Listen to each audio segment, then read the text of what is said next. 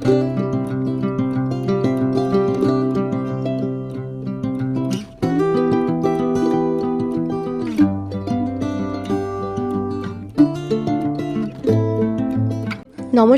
কেমন আছেন সবাই? আশা করি আপনারা সবাই অনেক ভালো আছেন। আমার নতুন একটি ব্লগে আপনাদের আরও একবার স্বাগত জানাই। আজকের দিনটা হলো শনিবার, সকাল এখন 9টা মতন বাজে। বাইরেটা দেখুন কী দারুণ লাগছে।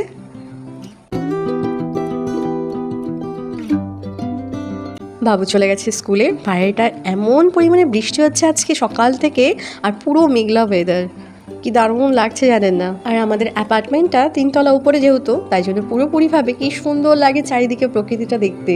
বাড়ির ভেতর থেকেই আমি কিন্তু প্রকৃতিটাকে দু চোখ ভরে উপভোগ করি। চলুন এবার দেখি রান্নাঘরের দিকে যাওয়া যাক। অনেকক্ষণ ধরে দেখছি, এবার একটু বন্ধ করে দিই। বৃষ্টি হালকা হালকা ছাটও ভেতরে আসছে।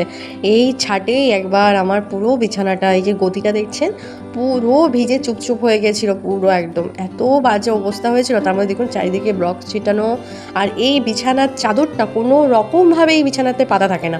আমি যে দিনের মধ্যে প্রায় কতবার এই বিছানার চাদর পাতি তার নেই ঠিক, কারণ ওকে দেখেছি যতক্ষণ এই বিছানার মধ্যে বসবে আর টিভি দেখবে, বিছানার চাদর একদিকে ও একদিকে। কতবার বলি, আবার অনেক সময় কী করি, রেগে আবার ওকেই বলি তুই গোছা, এমন তেমন করে বাচ্চাদের হাত কেমন করে গোছা আপনারা তো জানেনি।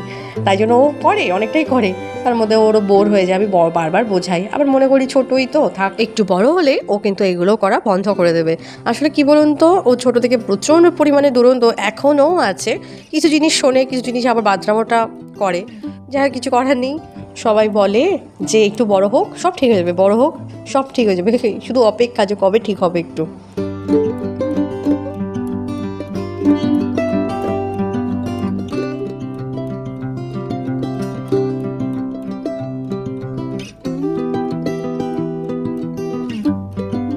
এক টানা বৃষ্টি হয়ে যাচ্ছে, তার মধ্যে গাছপালাগুলো দেখুন কি দারুণ লাগছে দেখতে। আর দেখুন মেঘের অবস্থাটা, অনেক সময় পাহাড়ে কিন্তু এই বৃষ্টিগুলো দেখতে কিন্তু বেশ ভালো লাগে, তাই না বলুন? আর আমি অনেকটা উঁচুতে যেহেতু থাকি, পুরো পাহাড়ের অনুভূতিটা একদম নিতে পারছি।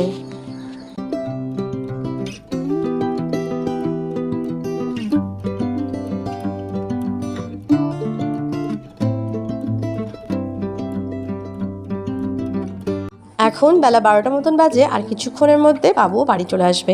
আমি ডাল ভাত রান্নাটা হয়ে গেছে, আর করেছি একটুখানি বাঁধাকপি ঘন্ট। অনেক দিন পর এই বাঁধাকপি ঘন্টটা করলাম। তার সাথে ভাবলাম আর কি করবো, তো ভাবছি তো আলু আর উচ্ছে সেদ্ধ দেবো, এটা বেশ ভালো লাগে সেদ্ধটা করলে পরে। শুক্তো তো বেশ কয়েকদিন বানিয়ে খেলাম, এবার ভাবছি একটুখানি সুন্দর করে সেদ্ধ দেবো। তাহলে প্রায় রান্নাটা হয়ে গেছে। আজকে এমনিতেও ভাবলাম যে খুব বেশি একটা রান্নাবান্না করবো না, রাতের বেলা অন্য কিছু রান্না করবো। এই দেখুন একদম অল্প করে আমি রান্নাটা করি। কিছু কিছু রান্না আছে যে শুকনো রান্নাটা বেশি ভালো লাগে। অনেক সময় দেখবেন বেঁচে যাওয়া যে ডালটা, ওটাকে বেশ শুকনো করলে খুব সুন্দর টেস্ট আসে, তাই না বলুন? আর তার মধ্যে বাঁধাকপি ঘন্টটাও শুকনো, তারপরে পালং শাকের যে ঘন্টটা একদম মানে যে শাকটার ঘ্যাট যেটা বলে, একদম শুকনো করে বানালে খুব সুন্দর লাগে খেতে, জানেন না? আর আমি যেহেতু ভালোবাসি, বেশ ভালোও লাগে রান্না। এদিকে করছি আমি রান্না করতে করতে চলে এসেছে একটা পার্সেল।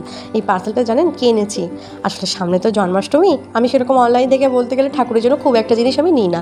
যখনই কলকাতায় যাই তখনই আমি ঠাকুরের জন্য বিভিন্ন রকমের জামা, বলতে গেলে এক গুচ্ছ আমি কিনে নিয়ে আসি। আমার প্রায় 3-4 বছর চলে যায়। আমি প্রথম ঠাকুরের জন্য মানে বড় গোপালের জন্য আমি কিনেছি হচ্ছে মুকুট, যে মাধব বলেছিলাম তার জন্য, মাধবের জন্য আমি কিনেছি এই মুকুটটা। দুটো কম্বো প্যাক এসছে, আর কি দারুণ লাগছে দেখতে। দেখুন কি সুন্দর সাদার মধ্যে। গোপালকে আমি এখনও পর্যন্ত আমি সাদা রঙের কোনো পোশাক এখনও পরাইনি, বিভিন্ন কালার পরেছে, সাদা রঙের এখনও পরাইনি। কিন্তু দেখুন মুকুটটা একবার কি সুন্দর লাগছে। তার মধ্যে এসেছে একটা চুল, আর একটা হচ্ছে মানে দুটো মুকুট আর একটা চুল। আমরা অনেক সময় যখন অনলাইন থেকে কিছু জিনিস অর্ডার করে থাকি, তখন দেখবেন অনেক সময় অনেক বক্সের ভেতরে থ্যাংক ইউ কুপনটা থাকে, মানে থ্যাংক ইউ একটা কার্ড থাকে, পাশে থাকে একটা কিউআর কোড। অনেকে বলে যে এটাকে স্ক্যান করুন, 50 রুপিস ক্যাশব্যাক পাবেন, মানে এরকম আমি শুনেছি। এখন নাকি তার সত্ত্বেও একটা স্ক্যাম চলছে, যেগুলো করবেন না, এতে কী হচ্ছে ব্যাঙ্ক অ্যাকাউন্ট হ্যাক হয়ে যাচ্ছে।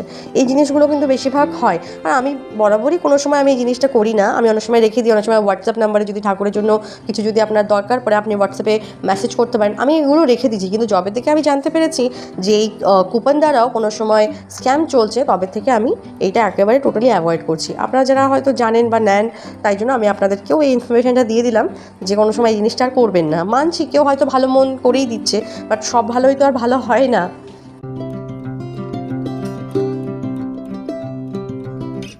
এখন সন্ধ্যে 7:30 মতন বাজে। আমি অর্ডার করেছিলাম ব্লিঙ্কিট থেকে যে জিনিসপত্র, একটু ধনেপাতা অর্ডার করেছিলাম আর মোটামুটি অর্ডার করেছিলাম হচ্ছে মশলাপাতি, যেমন আপনার হচ্ছে একটুখানি গোলমরিচ, লবঙ্গ আর বিভিন্ন রকমের ইলাইচি, তারপরে টুকটুক করে জিনিসপত্র অর্ডার আমি করেছিলাম। বেশ ভালো পেলাম। দেখলাম আমি প্রথমে নিচ্ছিলাম গোলমরিচের গুঁড়োটা দেখলাম এতটা দাম বেশি, ওর থেকে গোলমরিচটা মনে হচ্ছে একটু বেশি কোয়ান্টিটিতেও পাওয়া যাবে, তার মধ্যে মানে কম রেঞ্জের মধ্যে চলেও আসবে।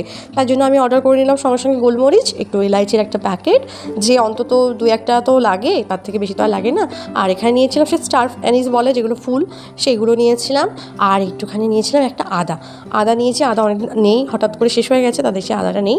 আদা নিয়েছিলাম। আর নিয়েছিলাম প্রায় 1 কেজির মতন আলু, আর নিয়েছিলাম একটা তেলের প্যাকেট আর একটা দুধের প্যাকেট। ব্যাস, তাহলে ব্লগটা আমি এখানেই শেষ করছি। ভালো লাগলে অবশ্যই করে লাইক, শেয়ার অ্যান্ড সাবস্ক্রাইব করতে একদম ভুলবেন না। আর জানাবেন কেমন হয়েছে ব্লগটি। ভালো থাকবেন সবাই, সুস্থ থাকবেন সবাই, সাবধানে থাকবেন সবাই। দেখা হচ্ছে খুব শীঘ্রই নতুন একটি ব্লগে। আর ব্লগটি যদি ভালো লেগে থাকে কমেন্ট সেকশনে অবশ্যই করে জানাবেন।